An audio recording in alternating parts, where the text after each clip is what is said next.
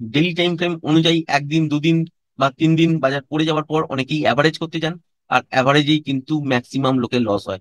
কারণ বাজার একটা ট্রেন্ড সেট যখন করে নেবে, আলটিমেট আপনি একটা যতই ডিপে কেনার চেষ্টা করুন না কেন, সেখান থেকেও বাজার তলার দিকে আলটিমেট ভেঙে যাবে। তো এই রকম ঘটনাগুলোই কিন্তু রেগুলার ঘটতে থাকে, এবং অনেক দিনের এক্সপিরিয়েন্স থেকেই এটা আমি বলছি। এখান থেকে যে বাজার উপরের দিকে যেতে পারে না, সেটা 100% বলে দেওয়া সম্ভব নয়। বাজার যদি স্টেবল হয়ে যায় 22,530-35-এর ওপর, এক সপ্তাহ যদি কন্টিনিউ স্টেবল হয়ে যায়, এখান থেকে কিন্তু প্যাটার্ন ওয়াইজ আবার ওপরের দিকের জন্য ট্রেড হবে। বা 500 লেভেলটাকেই যদি ব্রেক না করে, আলটিমেট বাজার তলায় আসবে।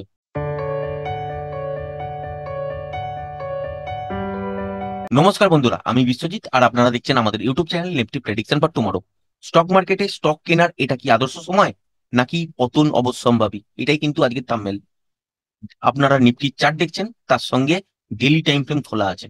প্রত্যেকটা ক্যান্ডেল এক একটা দিনের, এগুলো দেখে কিন্তু কাজ করা যাবে। কিছু লাইন টানা আছে, এবং আগের যে সুইং হাইটা দেখতে পাচ্ছেন, যেটা হচ্ছে এইখানটাতে, ঠিক এই জায়গাটা, এটা হাই কত ছিল জানেন? এটা হচ্ছে 22,527। এই জায়গাটা কিন্তু হাই ছিল। আবার যদি দেখেন যে তলার দিকে পড়েছে, তারপর উপরের দিকে উঠেছে, কিন্তু হাই কত হয়েছিল জানেন? 22,518। আর কিন্তু 9-10 পয়েন্ট উপরে গেলেই উপরের দিকে কিন্তু লাইভ হাই হতে পারতো। সেটা কিন্তু করলো না বাজার। সেখান থেকে কিন্তু স্ট্রেট ফল হলো কিছুটা, বেশ কিছুটা। কারণ যতটা মুভমেন্ট সেই দিন হয়েছিল, পুরো ক্যান্ডেলটা যদি আপনারা দেখেন, তার হাফ কিন্তু মুভমেন্টে গিয়ে বন্ধ করলো। উপরের দিকে 22,518 পর্যন্ত গিয়েছিল, যেখানে গিয়ে বন্ধ করলো সেটা হচ্ছে 22,326। এতটা পয়েন্ট কিন্তু তলার দিকে নামিয়ে নিয়ে এলো। এখান থেকেই কিন্তু ভাবাচ্ছে মার্কেট তলার দিকে যেতে পারে, না ওপর দিকে যেতে পারে। যদি কোনো কারণে দেখেন যে 22,500 এই লেভেলটাকে আপনার ডেইলি টাইম ফ্রেম অনুযায়ী ব্রেক করে দিয়েছে, 500 জায়গায় 700 অব্দি চলে গেছে, তারপর তলার দিকে আবার কিছুটা রিট্রেস হয়েছে, দেখছেন যে 22,500, 22,450 এটাকে কিছুতেই ব্রেক করছে না, বেশ কয়েকদিন ওইখানেই আছে। তারপর যখন মুখ ঘুরিয়ে ওপরের দিকে যদি যায়, সেক্ষেত্রে আরো লম্বা কিন্তু বাজার যাবে, অনেকটা পর্যন্ত যাবে। তখন সেই নিয়ে কিন্তু আলোচনা করব।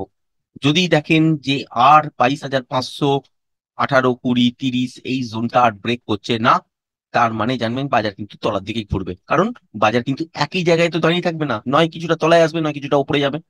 এবার যদি দেখেন যে তলায় কিছুটা নামিয়ে নিয়েছে সেম ডেতে, আগের দিনই, তো কি হতে পারে? এখান থেকে তলার দিকে ঘুরতে পারে, তলার দিকে আসতেই পারে। যদি দেখেন যে আবার তলার দিকে 21,700, এই যে জোনটা দেখতে পাচ্ছেন ডেইলি টাইম টাইম অনুযায়ী, এইটা যতক্ষণ না ব্রেক হচ্ছে, ততক্ষণ কিন্তু বাজার তলার দিকে কিছুটা পড়েও আবার উপরের দিকে বাউন্স ব্যাক করতে পারে।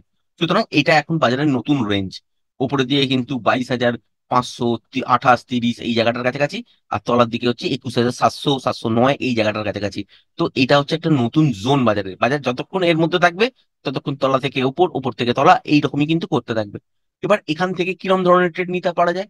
হতেই পারে যে আগামী 2 দিন 3 দিন দেখলেন যে এখান থেকে আরো উপরের দিকে ছোট ছোট ক্যান্ডেল ফরমেশন করে যাচ্ছে, আবার লাইভ হাইয়ের কাছাকাছি চলে গেছে, নাও পেরোতে পারে।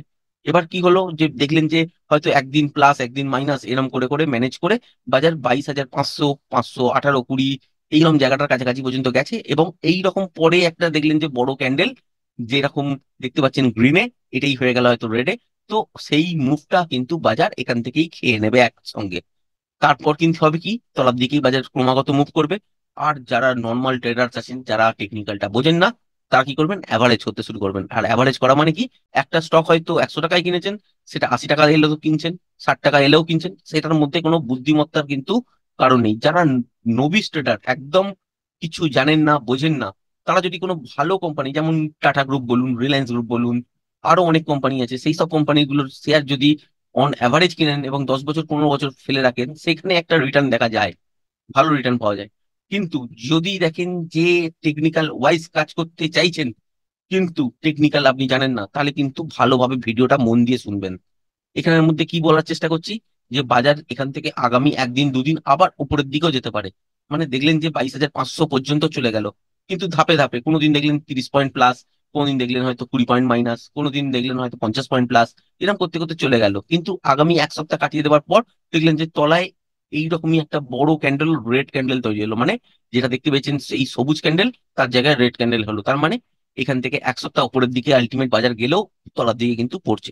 ভালো ভালো কোম্পানির যে স্টক গুলো আছে, সেই স্টক গুলোর মধ্যেও কিন্তু টেকনিক্যাল ওয়াইজ সেল আসার কিন্তু সময় হয়ে গেছে, ব্যক্তিগত আমার যদি মত ধরেন তাহলে। এবার যদি দেখেন যে কোনো কারণে 22,500 এই লেভেলটাকেই একটা হোল্ডিং বানিয়ে নিয়েছে বা এর ওপরেই সাস্টেন করছে ক্রমাগত, তাহলে নতুন ভাই। ব্যক্তিগত যদি বলেন, পার্সোনালি আমার পোর্টফোলিওতে এখন জিরো, কিচ্ছু নেই। কারণ কি? কারণ এই লেভেলটাকে উপরের দিকেই যদি ব্রেক করে, তারপর ইনভেস্টমেন্ট আবার শুরু হবে। আর যদি দেখা যায় যে এইখান থেকে আর উপরের দিক ব্রেক করছে না, তাহলে কিন্তু তলার দিকেই আলটিমেট বাজার পড়বে। সেক্ষেত্রে কি করা যেতে পারে? সেক্ষেত্রে ক্রমাগত আপনাকে কিন্তু নজরের মধ্যে রাখতে হবে বাজার কোথায় কোথায় সাপোর্ট নিতে পারে, কোথায় কোথায় রেজিস্ট্যান্স নিতে পারে, এটা কিন্তু আপনাকে জানতে হবে। ডেলি টাইম ফ্রেম অনুযায়ী দেখতে পাচ্ছেন উপরের দিকে এই যে সুইং হাই গুলো করেছে, এখানে একটা, তারপর এইখানে একটা, এইটা কিন্তু 22,528-30 এই জায়গাটার কাছাকাছি, এটা কিন্তু একটা রেঞ্জ, মানে বাজার উপরের দিকে যদি চলতেও চায়, তাহলে কিন্তু এটা রেজিস্ট্যান্স হিসাবে ফেস করবে এই লেভেলটা। আবার যদি বাবা তলার দিকে পড়ে, সেক্ষেত্রে কিন্তু সাপোর্টের কাজ করবে কোথায়? 21,700 এই জায়গাটা।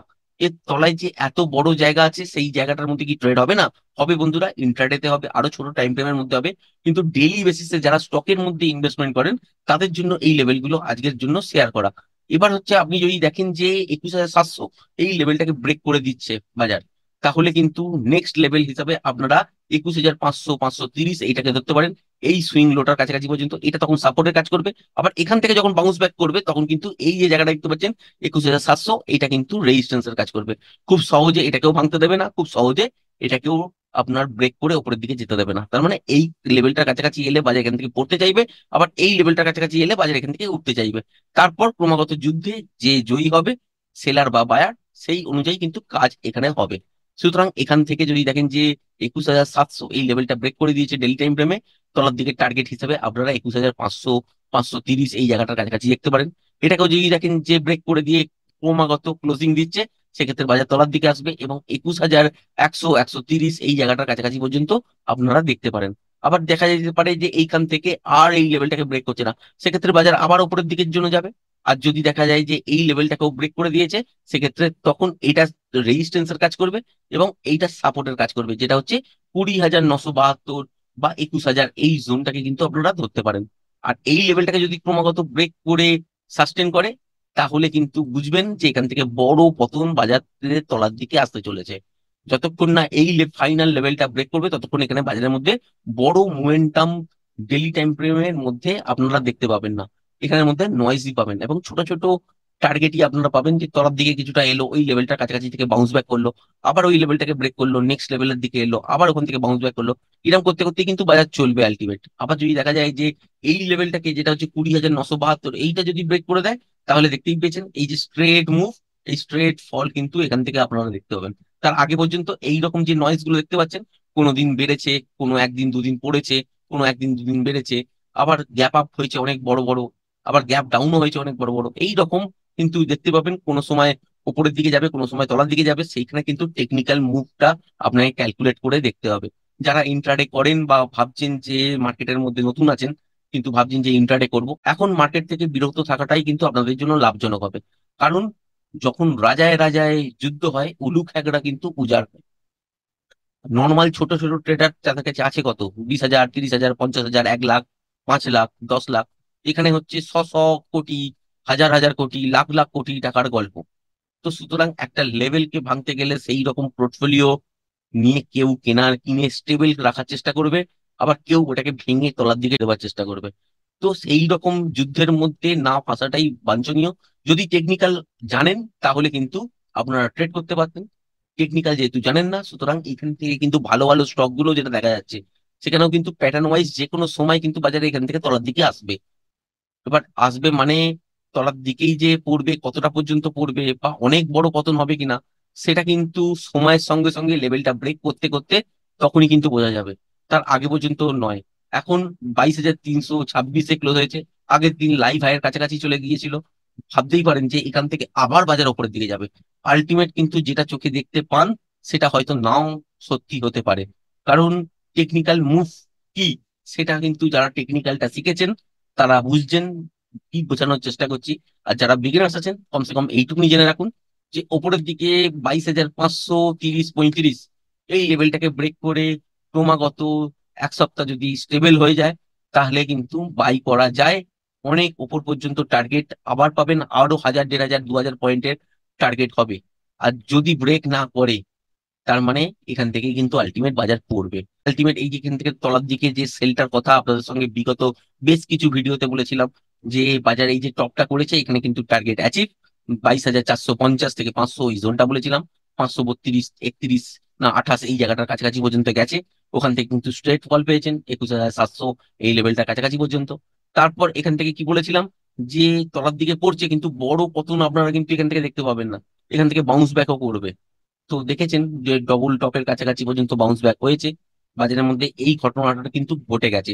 এখন সিচুয়েশন কি আছে, দুটো জিনিস, নয় বাজার তলায় পড়বে, নয় উপরের দিকে যাবে। এখানে কিন্তু কনফিউশন ক্রিয়েট করে রেখেছে, কিন্তু অভিজ্ঞতা কি বলছে যে এখান থেকে বাজার পড়বে, সেইটাই কিন্তু এক্সপেক্ট করছি। আমি সঠিক নাও হতে পারি, কিন্তু যদি দেখি যে 22,500 ওপর, উপরের দিকে ব্রেক করে 22,700 পর্যন্ত চলে গেছে, তারপর একটা রিট্রেসমেন্ট নিয়েছে, আবার 22,500, 450 এই জোনটাকে আর ব্রেক করছে না, ক্রমাগত এর ওপরই সাস্টেন করছে, তাহলে প্যাটার্ন ওয়াইজ আবার বাই করবো।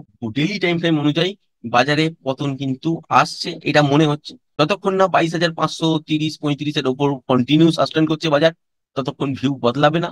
ভিউটা কিন্তু আমার তলার দিকেই আপাতত। কারণ অনেকেই ইউটিউবের মধ্যে ভিডিও বানাচ্ছেন এই সপ্তাহের জন্য 3টে স্টক, এই মাসের জন্য 5টা স্টক, এই বছরের জন্য বেস্ট 2টো স্টক, এরকম করে ভিডিও বানাচ্ছেন, লোকে দেখছেন, ফেঁসে যাওয়ার চান্সেস কিন্তু থাকবে।